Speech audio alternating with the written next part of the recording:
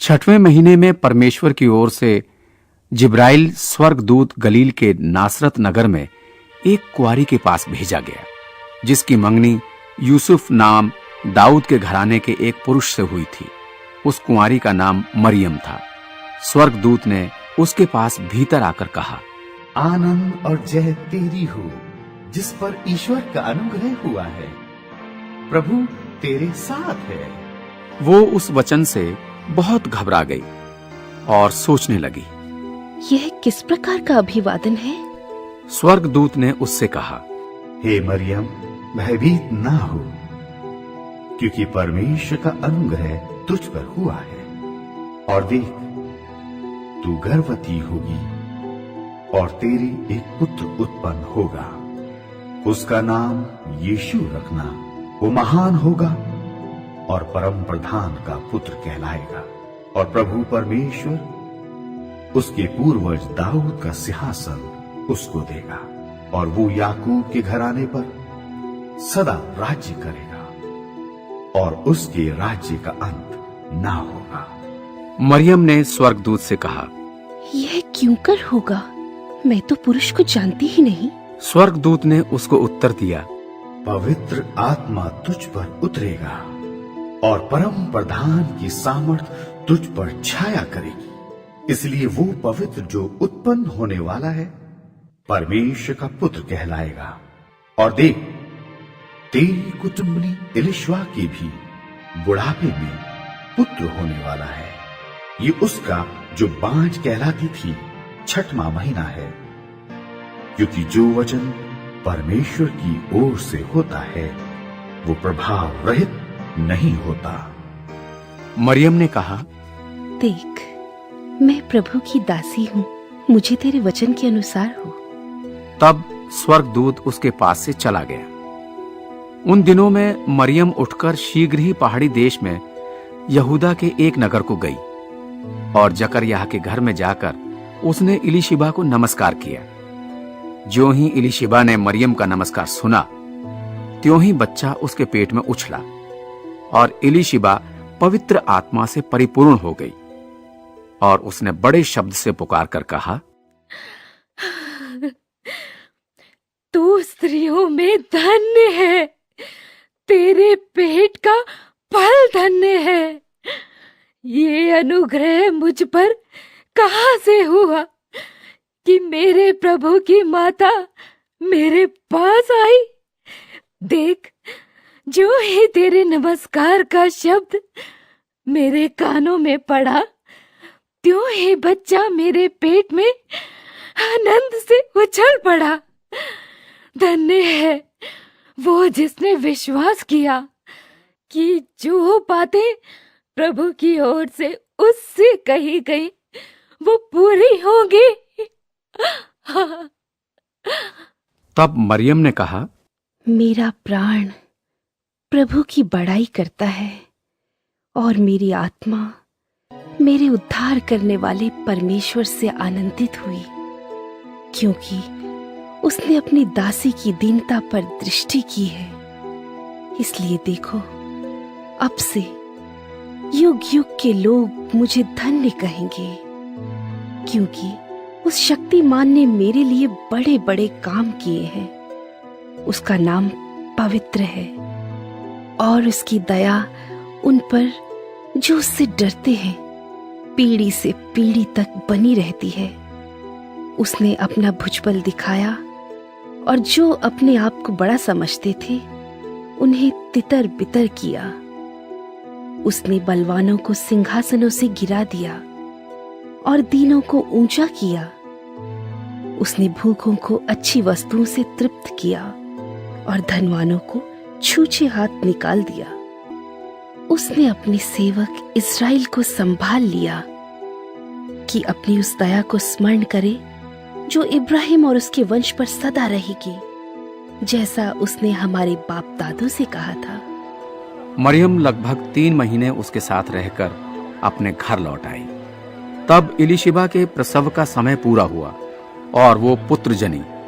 उसके पड़ोसी और कुटुंबी ये सुनकर कि प्रभु ने उस पर बड़ी दया की है, उसके साथ आनंदित हुए। और ऐसा हुआ कि 8वें दिन वे बालक का खतना करने आए और उसका नाम उसके पिता के नाम पर जकरयाह रखने लगे। उसकी माता ने उत्तर दिया, नहीं, उसका नाम यूहन्ना रखा जाए। उन्होंने उससे कहा, तेरे कुटुंब में किसी का ये नाम नहीं है?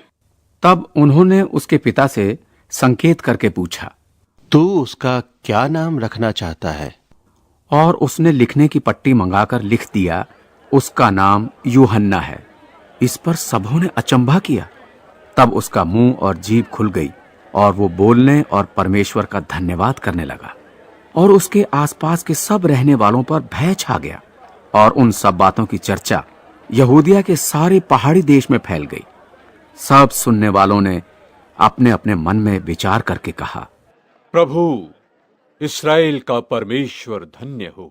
उसने अपने लोगों पर दृष्टि की और उनका छुटकारा किया है, और अपने सेवक दाऊद के घराने में हमारे लिए एक उद्धार का सींग निकाला है, जैसे उसने अपने पवित्र भविष्यद्वक्ताओं के द्वारा, जो जगत के आदि से होते आए हैं, कहा था, अर्थात हमारे शत्रुओं से और हमारे सब बैरियों के हाथ से हमारा उद्धार किया है, कि हमारे बाप दादों पर दया करके अपनी पवित्र वाचा का स्मरण करे, और वो शपथ जो उसने हमारे पिता इब्राहिम से खाई थी, कि वो हमें ये देगा कि हम अपने शत्रुओं के हाथ से छूटकर उसके सामने पवित्रता और धार्मिकता से जीवन भर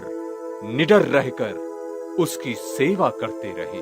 और तू, हे बालक, परम प्रधान का भविष्यद्वक्ता कहलाएगा, क्योंकि तू प्रभु के मार्ग तैयार करने के लिए उसके आगे आगे चलेगा, कि उसके लोगों को उद्धार का ज्ञान दे, जो उनके पापों की क्षमा से प्राप्त होता है। ये हमारे परमेश्वर की उसी बड़ी करुणा से होगा, जिसके कारण ऊपर से हम पर भोर का प्रकाश उदय होगा, कि अंधकार और मृत्यु की छाया में बैठने वालों को ज्योति दे, और हमारे पांवों को कुशल के मार्ग में सीधे चलाए। और वो बालक बढ़ता और आत्मा में बलवंत होता गया, और इस्राएल पर प्रकट होने के दिन तक जंगलों में रहा। उन दिनों में औगुस्तुस कैसर की ओर से आज्ञा निकली कि सारे जगत के लोगों के नाम लिखे जाएं। ये पहली नाम लिखाई उस समय हुई जब क्विरिनियुस सूरिया का हाकिम था। तब सब लोग नाम लिखवाने के लिए अपने अपने नगर को गए।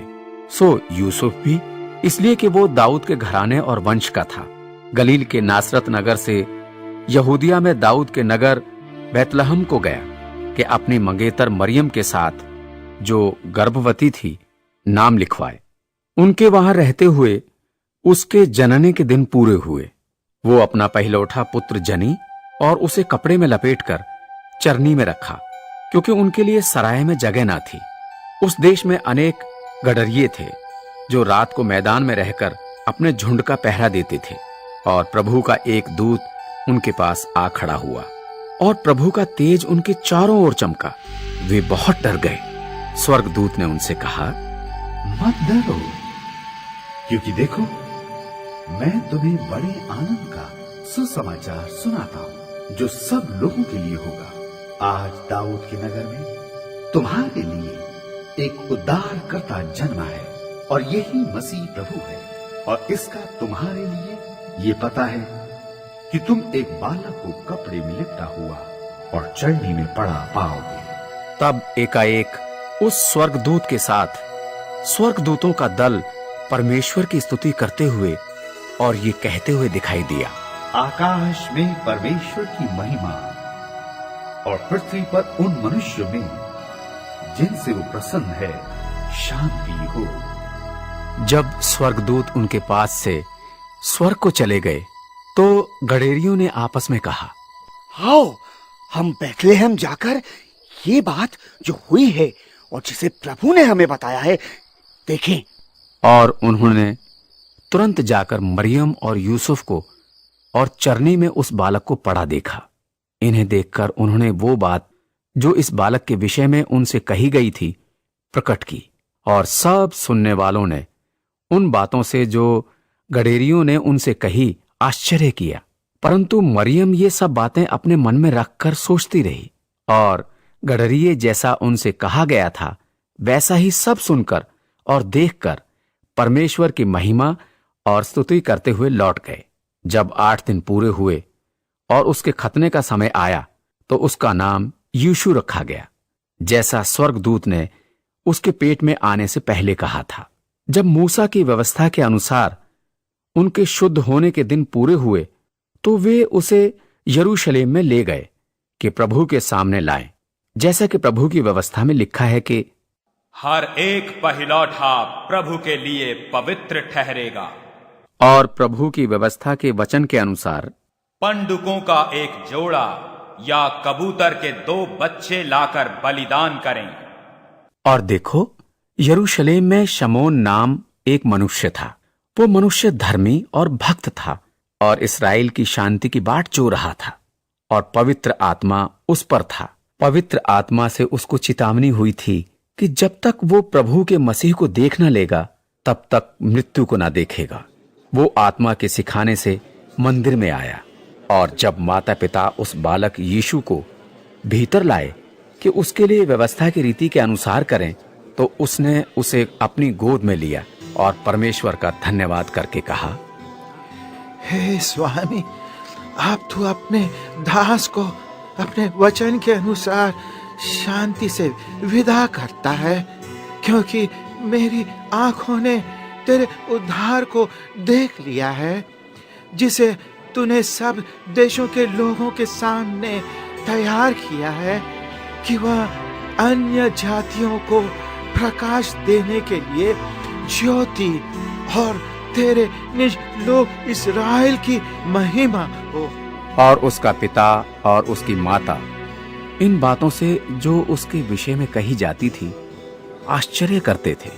तब शमौन ने उनको आशीष देकर उसकी माता मरियम से कहा, देख, वह तो इस्राएल में बहुतों के गिरने और उठने के लिए और एक ऐसा चिन्ह होने के लिए ठहराया गया है, जिसके विरोध में बातें कही जाएंगी, वरन तेरा प्राण भी तलवार से आर पार छिद जाएगा। इससे बहुत हृदयों के विचार प्रकट होंगे। और अशेर के गोत्र में से हन्ना नाम फनुएल की बेटी एक भविष्यद्वक्तिन थी। वो बहुत बूढ़ी थी और ब्याह होने के बाद 7 वर्ष अपने पति के साथ रह पाई थी। वो 84 वर्ष से विधवा थी और मंदिर को नहीं छोड़ती थी, पर उपवास और प्रार्थना करके रात दिन उपासना किया करती थी। और वो उस घड़ी वहां आकर प्रभु का धन्यवाद करने लगी और उन सबों से जो यरूशलेम के छुटकारे की बाट जोहते थे उसके विषय में बातें करने लगी। और जब वे प्रभु की व्यवस्था के अनुसार सब कुछ निपटा चुके तो गलील में अपने नगर नासरत को फिर चले गए। और बालक बढ़ता और बलवंत होता और बुद्धि से परिपूर्ण होता गया, और परमेश्वर का अनुग्रह उस पर था। उसके माता पिता प्रति वर्ष फसह के पर्व में यरूशलेम को जाया करते थे। जब वो 12 वर्ष का हुआ तो वे पर्व की रीति के अनुसार यरूशलेम को गए। और जब वे उन दिनों को पूरा करके लौटने लगे तो वो लड़का यीशु यरूशलेम में रह गया। ये उसके माता पिता नहीं जानते थे। वे ये समझकर कि वो और यात्रियों के साथ होगा, एक दिन का पड़ाव निकल गए और उसे अपने कुटुंबियों और जान पहचानों में ढूंढने लगे। पर जब नहीं मिला तो ढूंढते ढूंढते यरूशलेम को फिर लौट गए। 3 दिन के बाद उन्होंने उसे मंदिर में उपदेशकों के बीच में बैठे उनकी सुनते और उनसे प्रश्न करते हुए पाया। और जितने उसकी सुन रहे थे वे सब उसकी समझ और उसके उत्तरों से चकित थे। तब वे उसे देखकर चकित हुए और उसकी माता ने उससे कहा, हे पुत्र, तूने हमसे क्यों ऐसा व्यवहार किया? देख, तेरा पिता और मैं कुड़ते हुए तुझे ढूंढते थे। उसने उनसे कहा, तुम मुझे क्यों ढूंढते थे? क्या नहीं जानते कि मुझे अपने पिता के भवन में होना आवश्यक है? परंतु जो बात उसने उनसे कही उन्होंने उसे नहीं समझा। तब वो उनके साथ गया और नासरत में आया और उनके वश में रहा। और उसकी माता ने ये सब बातें अपने मन में रखी। और यीशु बुद्धि और डील डौल में और परमेश्वर और मनुष्यों के अनुग्रह में बढ़ता गया।